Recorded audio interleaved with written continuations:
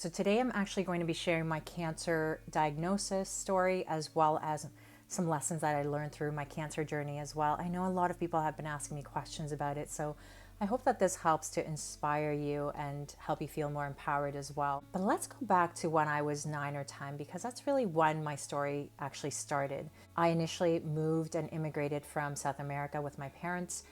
We're Korean, but we were living there for a while, and my brother as well. And so during that time when we first moved here, my mom started to have some seizures. She had visual changes happening as well as headaches. So everything to point to potentially the brain being involved here, except she was misdiagnosed for, I think, over 2 years. And after that, when they were finally able to diagnose her, she went through emergency surgery, was able to sort of, heal up and get better. And thankfully, she has been thriving for the last many, many, many years now. And why I share that story is actually because a lot of you have also shared with me that there were so many things happening at the same time around the time of your first symptoms too. And so same for myself, when I was 9 or 10 is when I first started to feel that lump. But because my mom was going through all of these health issues, we had just moved, obviously there was work for them as well. There were so many things that sort of prevented me maybe from getting the type of care that I needed. Although we had gone to my family doctor, he had seen the lump and literally he would just feel it around. And the first time he just said, okay, it's a lipoma. So it's a benign fat accumulation, you're fine. Fast forward to when I'm 16 and I go back to the family doctor because by this time, over the last 6 years, it had continued to grow slowly. And of course, he does the exact same thing. He starts to palpate around. We didn't even know to ask for any further testing than that. But he starts to palpate around and says, well, you know what? It's still a lipoma.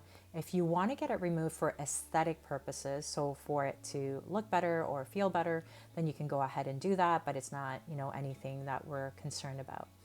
Being 16 and having it grow for the last 6 years and also just being uncomfortable with it being on my back, because sometimes when it would get hit, it would actually hurt. I decided I'm going to ask for a referral to actually get it removed. The surgery was actually under local anesthesia, so I could feel everything during that time.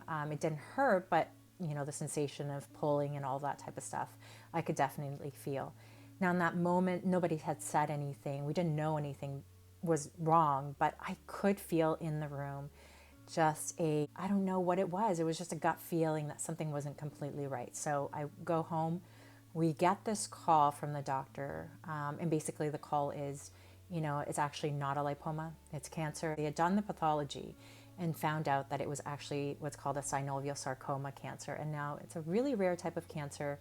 Thankfully, Princess Margaret Hospital has a whole sort of clinic for sarcoma patients. So they specialize in this particular type of cancer because how rare it is, it's sort of like a 1 in a million type cancer. And because it is slow growing like mine was, by the time most people find it or get treated for it, it's actually quite late. The concern around that time, because again, it had been 6 years that I could actually palpate it, but underneath its skin, it could have been growing for much longer. They did not know if it had spread to any other parts of my body. The first part they were concerned about was actually that it had spread to the lungs. And so the options would be a curative intent for surgery, if they could, but most likely that wasn't going to be possible is what my parents were told. That cure probably for how long I had it and how it can spread to other parts was probably not possible, and that I would have to have chemotherapy post because it would have already spread. Now, the way that they treat it is if it spread, they give you chemotherapy. If it hasn't, they don't. Different types of cancers will give you chemotherapy just to, sort of help with decreasing sort of recurrence risk, but with this type of cancer, this was my protocol. I went into surgery, I remember at Mount Sinai, which is right beside Princess Margaret Hospital. I had Dr. Bell at the time. He was a great, great surgeon. I woke up from being under and going through surgery and everything else and sort of said to me, we got it all. We got it all. And it was truly a miracle for me. I did not know at the time just how serious it was. I didn't know that there was potentially, not necessarily a curative intent with the surgery. My parents hadn't really told me a lot of the information then. They shared that information with me many years later. But at that time, it definitely was something that our family was celebrating so much because, as Christians as well, we had been really relying on prayer and our community and everything else to really pull us through a lot of these dark times. And so it felt like a miracle. And, I can say I went for follow-ups every 3 months, every 6 months, every sort of year. And after 10 years of follow-ups of getting x-rays done, basically, because again, the first part where it would spread would be my lungs, and that's what they were looking for. It was truly a miracle that I can say right now I'm sitting here, 28 plus years post having a diagnosis. So what I wanted to share with you today too is not just my diagnosis and my treatments and, the fact that I was able to come through that.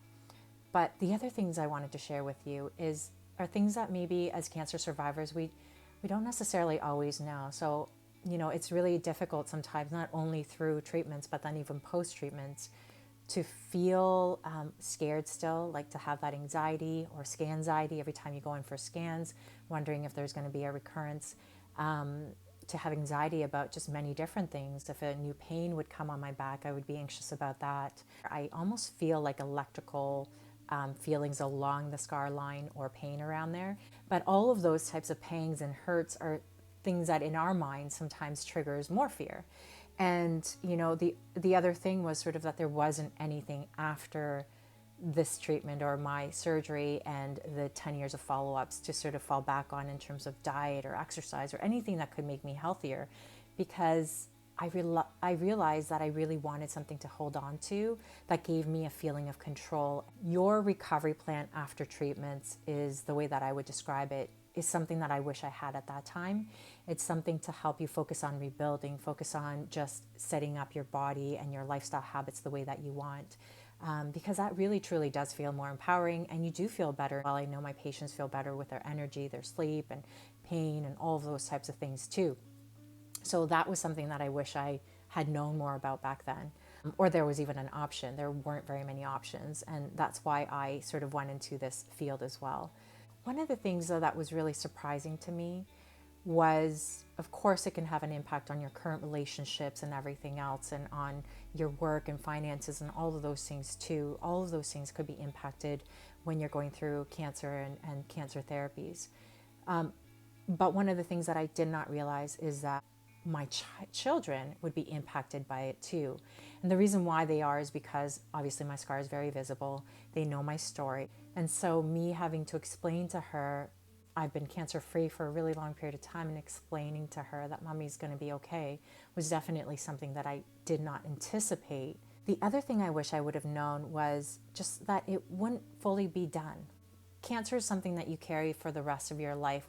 Physically, maybe not, but emotionally, there's so much around it that it's just becomes part of your story and how you navigate life. Some of the things that I pull from my cancer journey is wanting to be in the moments more, wanting to ensure that I've got a purpose, that what I do feels intentional as well. And so while there's many negative things that come from going through cancer, I think I pulled from it all the positives that I could too, to sort of live out a life that I could look back on and feel really happy and joyful about. I hope you never lose hope. I think, in the first moments of my diagnosis and everything else, everything really looked very bleak, but we never lost hope and we kept moving forward. The other thing is just take it day by day. I know it's difficult a lot of times in many situations, and it's not just the cancer journey, it's like things on top of each other, but take it day by day, sometimes step by step, moment by moment, whatever you can handle at the time. Make sure that you're getting the right supports around you. That is so important. That community of people around you and how you feel is going to be really critical and important in your healing process as well. And then ensuring that post-treatments that you also focus on rebuilding yourself. And a lot of times I feel guilty if we're focusing on our health, but we have to be set out right first. We have to bring in the right habits for ourselves first. And we have to find joy and contentment and purpose in ourselves first before we can give to others the way that we'd like, is what I began to learn and started to realize. I hope that some part of my story can help you in some way, either inspire you or just there's always power in knowing that other people also have similar stories to you and how you feel. And I will talk to you very soon.